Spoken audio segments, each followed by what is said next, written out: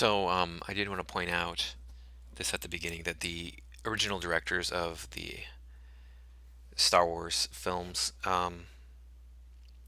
coming up, I don't think it's episode 9, but I think it's future episodes that they're going to do, trilogies. The directors backed out. They had the directors from the last 2 seasons of Game of Thrones. In case you didn't hear that, I'm sure you probably have already heard that if you're watching this video. But I find it interesting that they backed out. Netflix is offering them $250 million to work on stuff for them. Now, that's a lot of money, and maybe they backed out for the money, but there used to be a time when Star Wars was it. If you could work on a Star Wars film, you jumped at that opportunity. And I don't think money would have been an option. Um, Now, it's like, okay, well, see ya. And I have a feeling there's more to this than just the money angle.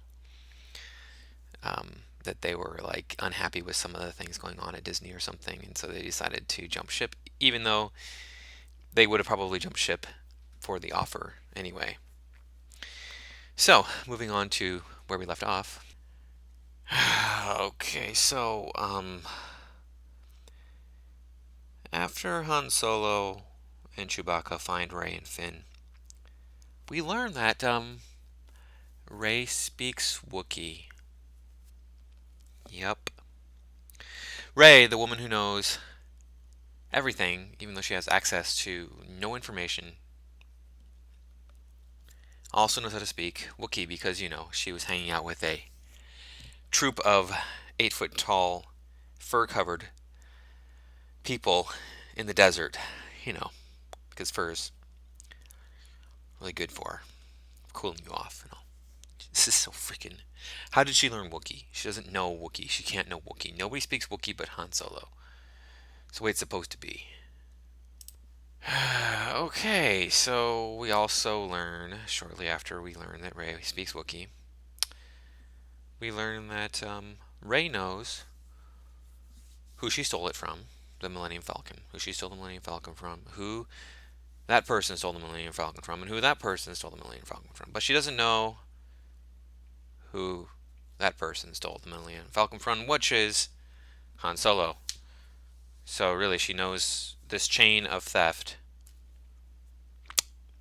but she doesn't know the ship actually belongs to Han Solo. Yeah. Okay. Sure. We learned that Han Solo is a smuggler and a rebellion general. That should be useful information. Rey knows him as a smuggler. Finn knows him as a rebellion general. You would think that they would know enough about this guy to be like, hey, this is a Corellian freighter just like the one that Han Solo had. Cool, maybe it's his. I heard his was stolen. Because, Han Solo is an important figure in the Star Wars universe. One of the most important, if not the most important person in the Star Wars universe after the Empire is overthrown. And so, people would go around stealing his stuff, right? Yeah, that makes a lot of sense. He would have such a huge reputation that nobody would ever touch any of his property. They would never mess with him. He would have the full weight of the government behind him if they did.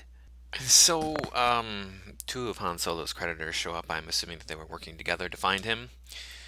It's kind of a coincidental time for them to be showing up. I've gone over a lot of coincidental stuff. This one doesn't seem too bad.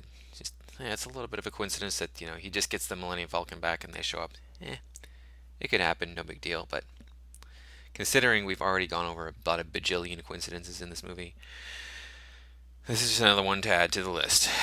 And during the conversation he's having with both of these creditors, we learn that Han Solo is up to his old tricks. He is smuggling and lying and cheating. Because, being a leader of the rebellion, leader of the Republic, that didn't work out. You can't make a living doing that. His character shows no growth. This is boring and pointless. His character showed a lot of growth in the original trilogy. A lot of growth. He went from being a smuggler, wanting to be a smuggler, using his ship and his wits to make his living. He went from that to being a leader of the rebellion, to falling in love with Leia and wanting to get married to her, apparently. At least wanting to start some sort of relationship with her that was more intimate than just friendship. And now that's all thrown away. His only friend is Chewbacca. And why would Chewbacca stay with this guy? I mean, what is in it for Chewbacca?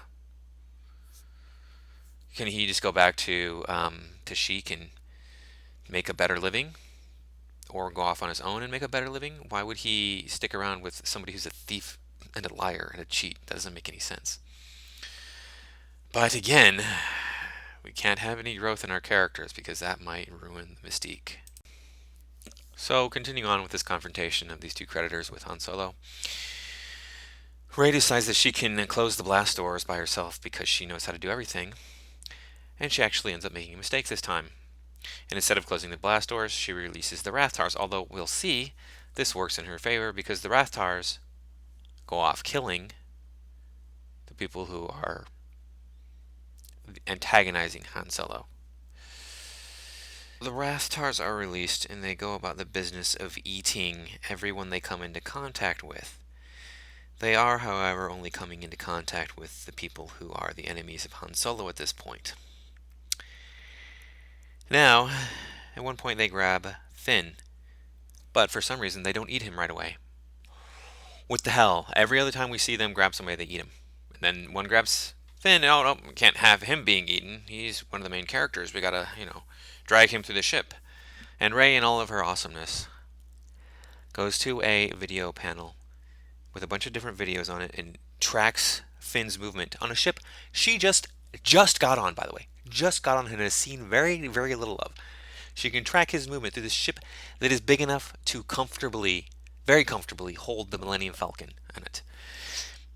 She tracks him by looking at the cameras, types in a code that she just somehow miraculously knows, and then closes the exact appropriate door to sever the tentacles of the Rathtar and free Finn from its wrath. Yeah, because that's possible, So freaking... Alright. So, Han Solo, Rey, Chewbacca, and Finn and BB-8 escape the freighter that the Rathtars are on. And we learn that Rey, wonderful, amazing Rey, knows more about the Millennium Falcon than Han Solo, its rightful owner. The owner of the Millennium Falcon for many, many years, who worked on it many, many times, and we saw him working on it in other films. Yeah. Okay. So during their escape, we get our first look at the all-important map. No kidding you. It is a dotted line through the galaxy. It's a dotted line through the galaxy. Why isn't it just a coordinate? I don't understand. Why would you need a whole map? GPS. You have GPS. It will tell you where to go. All you need to do is put in the correct address, and the rest you leave up to your Nava computer. Really? Why is this so imbecilic? I don't understand. Okay, so we learned that everybody thinks that the Force and the Jedi are a myth. They're a myth. It's been 35 years since the rebellion, which destroyed the Emperor and Vader, and Luke has been rebuilding the Jedi, we are told. Right before we learn that everybody thinks that the Force and the Jedi are a myth. Okay. I mean, I don't think the things that happened 35 years ago that I haven't seen happen since are myth. Like, I don't think that the moon landing is a myth, although there are people who do. So I suppose maybe that's true. That's just everybody thinks it's a myth now. You might also say that the Force was thought of. It's hinted to or implied that the Force was thought of as a myth a couple of times in Star Wars: A New Hope. But we didn't know how much time had transpired between the Jedi and A New Hope when that movie came out. And when George Lucas went back into the prequels, he didn't leave enough time between the prequels and A New Hope for that myth to be established. People would have known. It was well within living memory. There would have been people associated with the Jedi, people who had witnessed the Jedi, that knew the Jedi were real. And just like with this movie, the Jedi are still alive. Luke was training a new generation of Jedi. It's not like they disappeared after Luke stopped training them. People would have known about this too. People would have been like, oh, cool, there's Jedi. It would have been common knowledge, I assume, because that would have been a big deal. Returning to the old Republic, the old way of doing things, the Jedi policing the galaxy. But you know what? My way doesn't tell us fun of a little story that, oh, look, we're just redoing A New Hope. Could have come up with a much better story. George Lucas had a much better story, I'm sure, than this. He had the outlines written up. So, we come to a new planet. Planet we've never seen before. From a distance, it is different from every other planet we've seen in Star Wars, so kudos there, but when we get onto the surface, it is just a forest. Just a forested planet, similar to Endor. When they're flying in, Rey says, I didn't know there was this much green in the whole galaxy. I didn't know there was this much green in the whole galaxy. The girl who knows everything when it's convenient for the plot doesn't know that there's Jedi, doesn't know that Luke Skywalker is real, doesn't know that the ship she's on is the Millennium Falcon until she is told, but she knows how to fix everything on it. It's just so stupid. So, anyway. Moving on.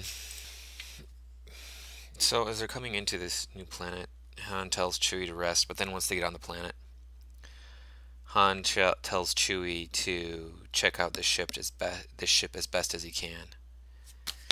Really? Do the people who write this stuff, does Jar Jar Abrams, who wrote this crap, not have any kind of understanding of consistency? So as the three humans and the droid are entering the mysterious building on this new planet, Han Solo says, hey, do you think it was luck that we found the Falcon? We were scanning for it. So they would have to be really close, though, still. They would have to be really close to Jakku. Because they arrived almost immediately. Almost immediately they found the Falcon. It takes time to travel through hyperspace. It doesn't happen instantaneously. It takes time. So we've actually finally start to see some aliens when you come into the building. It's, a remake of the cantina that we saw in A New Hope. And as soon as we see Maz Kanata, I think is how you say her name. I've been saying it Katana. I have no idea. I don't care because this character is pointless and stupid. She cries out for the entire room to hear, Han Solo! Han Solo! Han Solo being a smuggler, he's doing illegal things. Do you think that maybe there's a bounty on his head? Maybe somebody in your bar there, your cantina there, is looking for him for the bounty on his head? You think it's a really good idea to be alerting the entire establishment to his presence? So in the cantina, Maz tries to warn the heroes that there's only one fight worth fighting against, the dark side. And then, now the dark side is the First Order, and then Finn pipes up and says, there's no fight against the First Order. Not one that we can win. So, the First Order is, in other words, the Empire. It's in fact more powerful than the Empire because the rebellion was able to overthrow the Empire. Somehow, out of the ashes, rose a more powerful force. That's impossible. That's not how rising out of the ashes works. Okay, yes. Militaries can rebound and form something that is more powerful. But you already had an established system that overthrew the previously established system. So the rebellion should be so powerful that the First Order is nothing to them. Not really, not a threat at all, really. It's just they're just repeating what they've already done. There's no growth in the universe, no growth in the galaxy at this point. It's just oh look, the First Order might as well be called the Empire. That's how they're behaving. They act like an empire,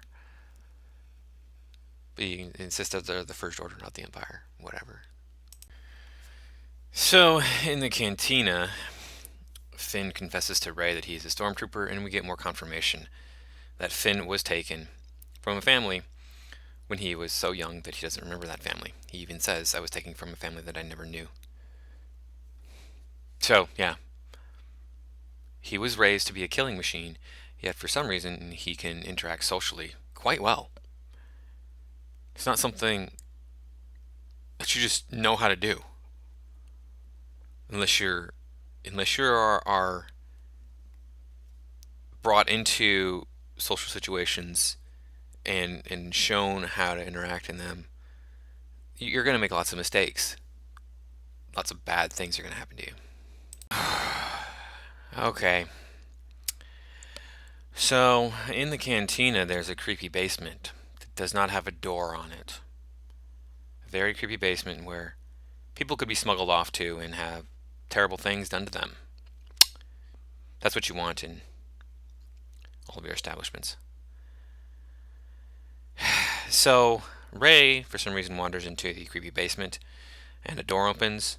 She walks through the door, and in an unlocked box is Luke's original lightsaber that was given to him by Obi-Wan Kenobi.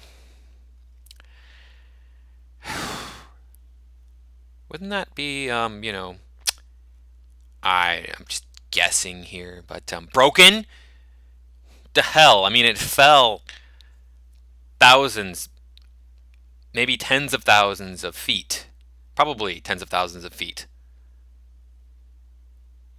Things don't survive if they have, any kind of mass and they fall through an atmosphere. They tend to be damaged severely, if not destroyed completely. So, Rey touches the lightsaber and has a vision. And in her vision, we see somebody leading her on Jakku with what appears to be an alien. I'm assuming it's this alien here because we do hear him speak. And he says that, Quiet, girl.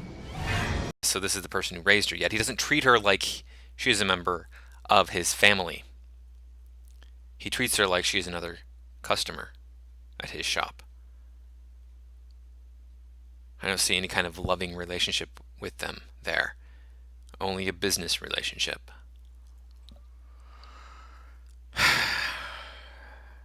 She's a little girl in the image. She's about 5, so she would have had to have been raised by somebody. She would have been otherwise taken as a slave, or just died and starved to death, not able to get any food. She might have been able to survive, but not on Jakku, because there's nothing there to allow her to survive. They have to, I would assume, import food, because when we see the planet from a distance, it is all desert. There is no water there. So what little water there is not going to be growing much food for these people to eat. So they have to import all their food. And where's she going to get food from? People were so desperate on that planet that they're not going to be wasting any food. They're not going to be throwing any food out. They're going to be sharing any food. So yeah, it just doesn't make any sense. This whole premise. Rey as a character doesn't make any sense. Daisy Ridley is not a great actress by any stretch. Even Jar Jar Abrams said that she was a bad actress. So, I understand you want to cast no names in Star Wars. That's what they did in the past. And continue that tradition. But seriously, get some people with some charisma. She doesn't have it. She's an attractive woman. John Boyega has 0 charisma. She has 0 charisma. Maz Kanata has more charisma than either one of them. Which is really sad. The cartoon has the most charisma out of all the actors in this film. Literally, the cartoon has the most charisma. Followed by the beach ball.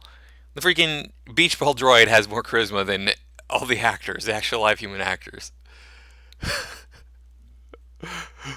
Then I guess probably Poe has the most charisma out of anybody else. Oh man, this is such a bad film.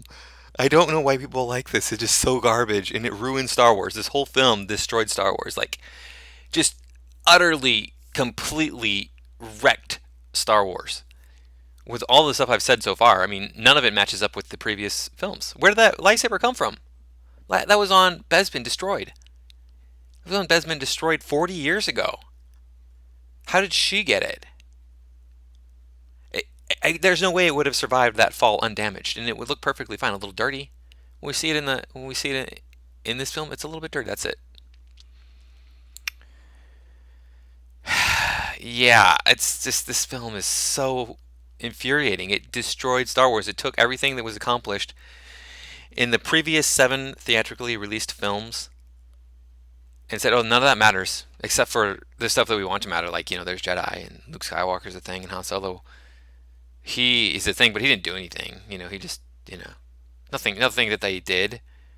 It didn't accomplish anything. We're just picking up right where we started in episode 4, but you already have all this backstory about them that somehow the future. This movie is so asinine that it wrecks Star Wars. And we're only halfway in. This is like, seriously, this is the halfway point right here.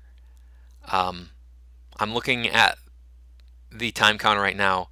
I'm on minute 1 hour and 7, and it goes for 2 hours and 18 and 6 seconds. Yeah, we're at the halfway point. 4 minutes of credits. Yeah, we're at the halfway point. This is so bad, and it's just gonna get worse. Oh man, thanks Disney.